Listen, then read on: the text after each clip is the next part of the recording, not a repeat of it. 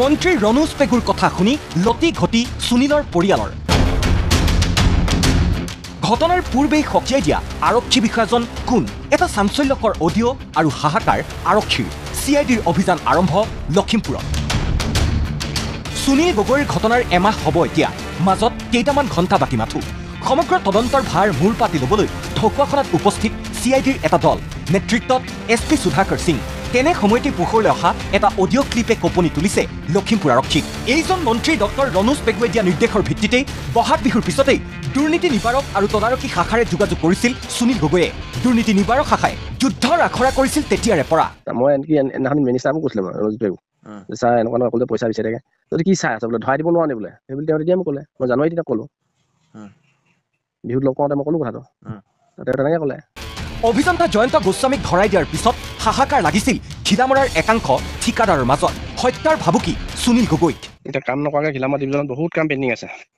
পইচা খাই দিলে তাৰমানে খাই দিয়াৰ লগে লগে বাকী সোপা গোটেই সোপা তাৰমানে এতিয়া খংটো মোৰ ওপৰত আহিব বিচাৰিছে তাৰমানে ঠিকা কৰিব লাগিছে তাৰমানে কিহৰ এইবোৰ হেৰি কৰিছে বুলি মাৰিহে পেলাম কিবাহে কৰিম ধেৰ মানে অলপ হুলস্থুল হৈ আছে তাৰমানে সেইদিনাখনি মই জনালোঁ হেৰিয়ত ক'ত প্ৰশাসনক জনাইছোঁ কথাটো একো কৰিব নোৱাৰে কিন্তু হ'লেও এতিয়া মানে এনেকুৱা হৈছে কোনোবাই ধৰক পইচাটো মাৰি থৈ দিছিলে ইঞ্জিনিয়াৰ লগত মিলাই মেলি কাম খেলি মেলি কৰি তাৰমানে কিছুমান জেগাত পানী প্ৰয়োজনেই নাই নহয় এনেই স্কিম নচলেগৈ এনেই পৰি থাকিব সেইবোৰ স্কিমত এনেই স্কিমটো দেখাই আৰু বিশেষ কাম নকৰে পইচাটো খাই থৈ দিলে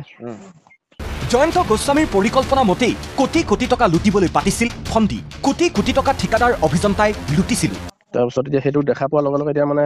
ডিপাৰ্টমেণ্টৰ ওপৰত পুৰা ফুল ইনকুৱাৰী দি দিলে নহয় এতিয়া ঘিলামৰা ডিভিজনৰ ওপৰত পুৰা ইনকুৱাৰী চলিব ইনকুৱাৰী চলাৰ লগে লগে গোটেই ওলাই পৰিলে এতিয়া ডাইৰেক্ট MD আহি ঘিলামৰাত বহি ল'লেহি তাৰপৰা বোলে হেৰি দৰিকণা মাছ ধৰিবলৈ আহিছিল সেইটো এখন বোলে ৰাঘৰ বোৱাৰী বোলে বুলিছে নহয় এই পেকেজ চিষ্টেমত যে কাম লৈছিলে যে পেকেজত কাম লৈ দুটা এটা কাম কৰি গোটেইখিনি কামৰ বিল লৈ গুচি গৈছে এতিয়া সেইবোৰ ধৰা পৰি গৈছে আকৌ সেইটো কাৰণে মৰিছে এতিয়া ধৰক 80% কাম কৰি 100% পইচা লৈ গুচি গৈছে চবে এতিয়া মোৰ পকেট মানুহ ঘূৰিছে বুলি কৈছে এতিয়া মানে কিনা বিচাৰি কিনে হ'লেও ভাপে কৰিব নোৱাৰে কিন্তু হ'লেও তাৰ ভিতৰতো ক'ব নোৱাৰি নহয় মই এনেকুৱা এটা পৰ্যায় পাব বুলি ময়ো হোৱা নাছিলোঁ কাৰবাৰ দেখি শংকিত হৈছিল সুনীল গগৈ খাইছিল ভয় কৈছিল এজন ভাতৃসম বন্ধু এতিয়া মোৰো এতিয়া মানে ভয় হৈছে মানে এতিয়া মানুহবোৰে আপোনাৰ হেৰি কৰিছে এতিয়া মানুহবোৰে এতিয়া পাতিছে নহয় পাতোঁতে তাৰমানে একদম ঠিকাদাৰখিনি দলি উপকি গৈছে বুলি কৈছে মানে মোক কেইটামান মানুহে এতিয়া এইবিলাক খবৰ দিছে তুমি সাৱধান থাকিবা তোমাৰ ওপৰত গোটেই মানুহ নাৰাজ হৈছে বুলি কৈছে সুনীলৰ সততাৰ বাবেই ঘিলামৰাৰ সকলো প্ৰকল্পৰ ওপৰত পুনৰ তদন্ত আৰম্ভ যি কথাই শংকিত কৰিছিল সকলো ঠিকাদাৰক ইফালে এগৰাকী লখিমপুৰৰ প্ৰাক্তন SPয়ে সাৱধানে থাকিবলৈ সোঁৱৰাই দিছিল সুনীল গগৈ তেওঁ যে জীৱনলৈ সংশয় নামি আহিছিলে এই সংশয় নামি অহাৰ ক্ষেত্ৰত আপোনাৰ আৰু কিবা কথা কৈছিল সংশয় নামি অহাটো অকল এইটো দুটা অপশ্যনেই দেখাইছে এটা দেখাইছে সতীৰ্থ কণ্ট্ৰেক্টাৰবিলাক যিবিলাক মানে বিল পাছ কৰা নাই আৰু এটা অকল জয়ন্ত গোস্বামী এই দুটা বিষয়ে কৈছিলে এই দুটা বিষয়ে মানে তুমি অলপ সাৱধানে থাকিবা আৰু গুৱাহাটীৰ যিজন আমাৰ ইয়াত SP কৰি গৈছিলে তেওঁক সাৱধান বানি কৈ দিছিলে তুমি অলপ ভালকৈ থাকা নহ'লে মানে এই খঙত থাকোঁতে মানুহে যি কৰি দিব পাৰে এনেকৈ বুলি কৈছে